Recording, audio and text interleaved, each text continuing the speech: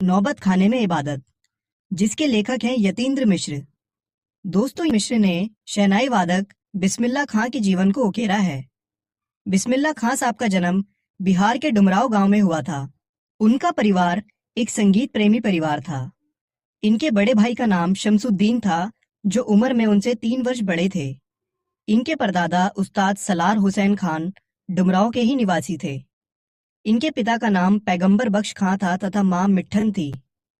5-6 वर्ष होने पर वह डुमराव छोड़कर अपने ननिहाल काशी आ गए। वहां उनके मामा सादिक हुसैन और अली बख्श तथा नाना रहते थे, जो कि जाने माने शहनाई वादक थे। वे लोग बालाजी की मंदिर की ड्योढ़ी पर शहनाई बजाकर अपनी दिनचर्या का आरंभ करते थे। इनके परिवार वाले विभिन्न रियासतों के दरबार ननिहाल में अपने नाना व मामा द्वारा शहनाई बजने के कारण वह बनारस में 6 वर्ष की उम्र में ही बालाजी मंदिर में शहनाई बजाने लगे। क्योंकि उनका वास्तविक नाम अमीरुद्दीन था, रस्ते में बालाजी मंदिर जाते समय रसूलन बाई और बतूलन बाई का घर पड़ता था। वह दोनों बहनें सुबह सुबह टप्पे, दादरा आदि गाती थी। बचपन में बिस्मिल्लाह खां को इन्हीं से संगीत की प्रेरणा मिली। वह जीवन भर खुदा से यही दुआ मांगते रहे कि उन्हें खुदा सच्चा सुर प्रदान करे।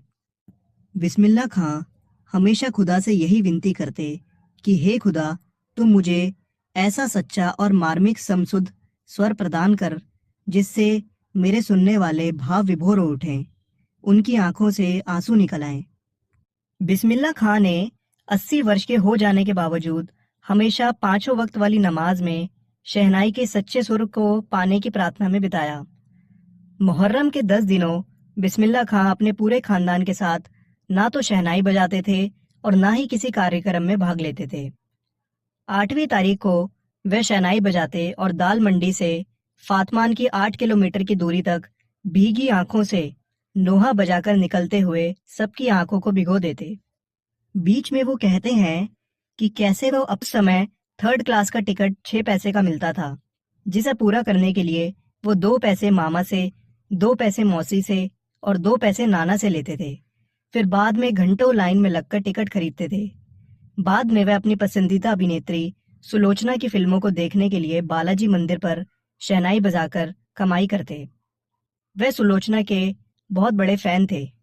सुलोचना की कोई फिल्म न छोड़ते। आयोजन कई वर्षों से संकट मोचन मंदिर में हनुमान जयंती के अवसर हो रहा था, जिसमें शास्त्रीय और उप शास्त्रीय गायन वादन की सभा होती थी।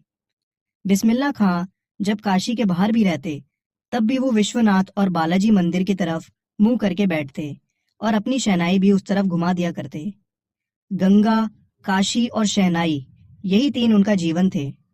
काशी का स्थान सदा से ही विशिष्ट रहा है। ये संस्कृति की पाठशाला है।